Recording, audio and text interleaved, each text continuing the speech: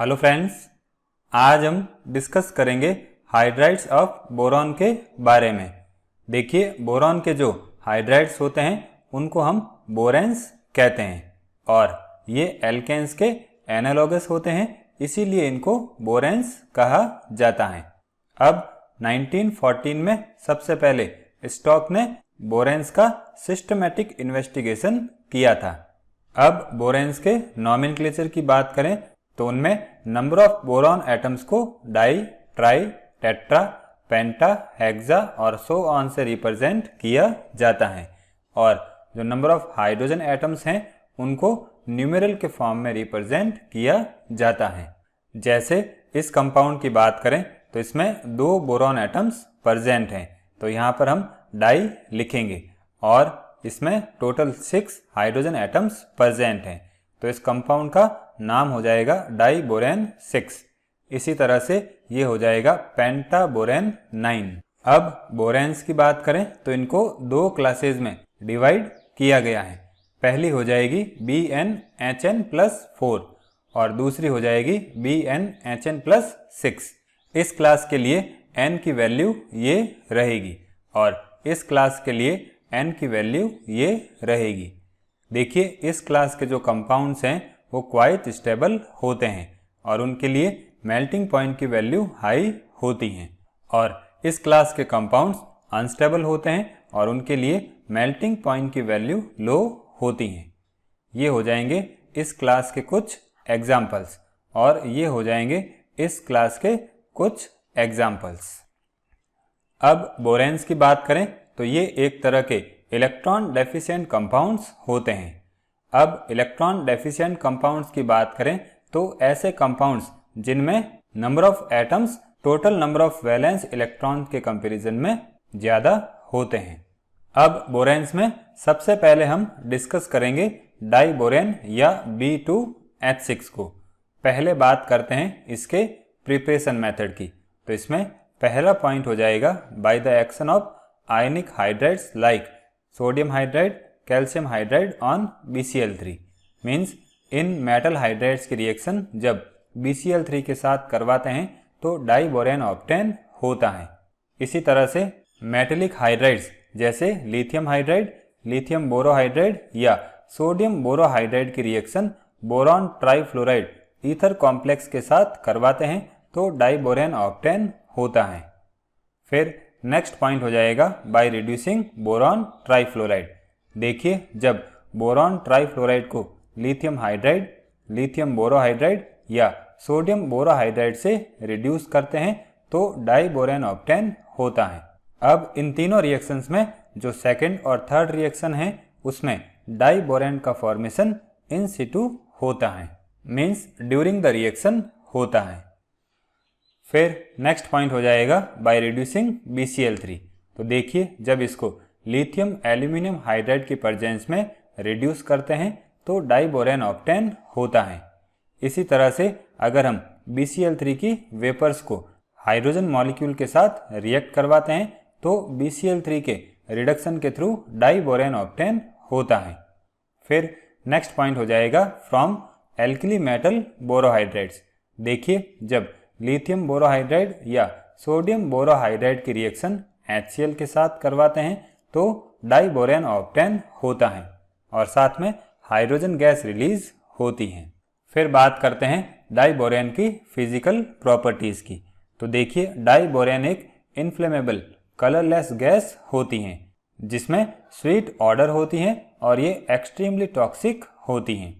अब रिएक्टिविटी की बात करें तो ये गैस एक्सट्रीमली रिएक्टिव होती हैं, इस वजह से इसको स्पेशल एपरेटर्स में हैंडल किया जाता है। फिर बात करते हैं डाई बोरेन की केमिकल प्रॉपर्टीज़ की। इसमें पहला पॉइंट हो जाएगा डीकम्पोजिशन। अब सबसे पहले बात करते हैं डाई बोरेन के हीट कंपोजिशन की। तो देखिए, जो डाई बोरेन है वो मॉइस्चर की एब्सेंस में लो टेम्परेचर पर स्टेबल होता है, लेकिन अगर हाई टेम्परेचर करते हैं तो ये डीकम्पोज हो जाता है। और जब डाई बोरेन को डिफरेंट टेम्परेचर्स पर डिफरेंट कंडीशंस पर हीट करते हैं तो डिफरेंट टाइप के हायर बोरेन्स ऑब्टेन होते हैं।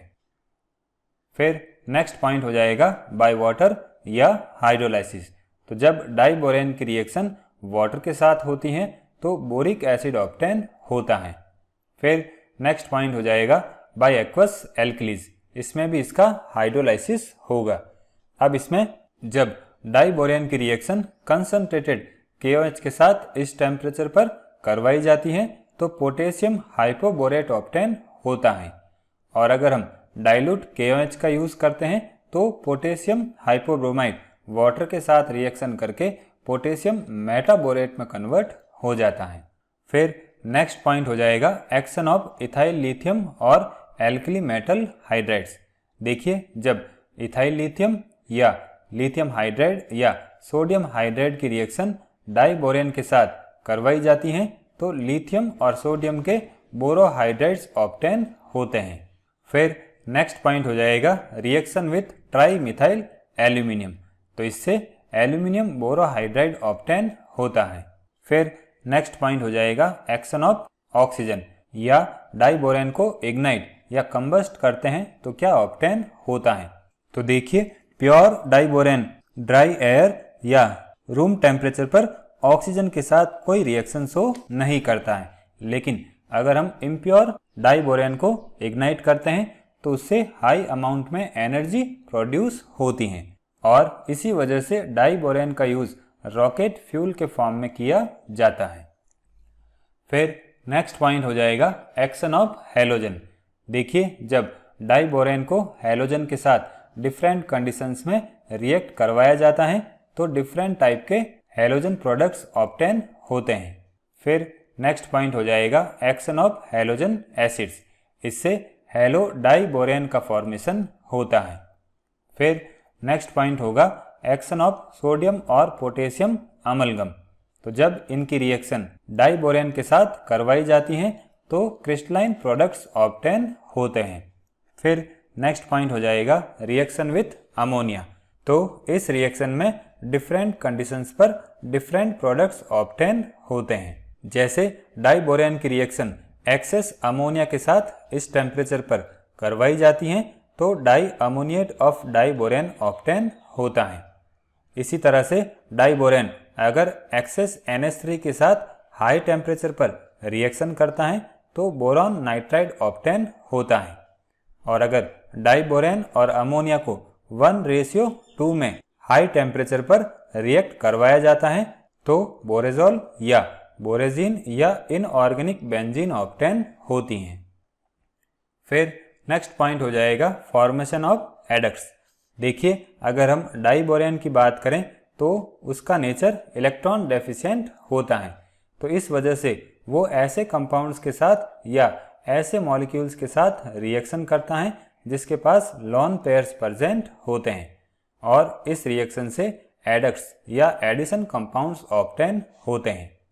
अब इस रिएक्शन में डाइबोरेन इलेक्ट्रॉन पेयर एक्सेप्ट करता है तो वो ल्यूइस एसिड होगा और जो इलेक्ट्रॉन पेयर डोनर हैं वो ल्यूइस बेस हो जाएंगे। जैसे अगर डाइबोरेन की रिएक्शन ईथर के साथ होती है तो di methyl ether borane obtain होता है। इसी तरह से ये कुछ एडिशन या एडक्ट कंपाउंड्स ऑब्टेन होते हैं। अब बात करते हैं डाइबोरेन के यूजेस की। तो इसका यूज सुपरसोनिक बॉम्बर्स में रॉकेट फ्यूल के फॉर्म में किया जाता है।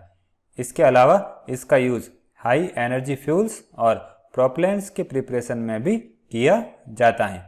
इसके अलावा इसका use higher boranes, organic boron compounds और मेटल बोरॉन हाइड्राइड्स की प्रिपरेशन में भी किया जाता है और ऑर्गेनिक सिंथेसिस में इसका यूज रिड्यूसिंग एजेंट की फॉर्म में किया जाता है।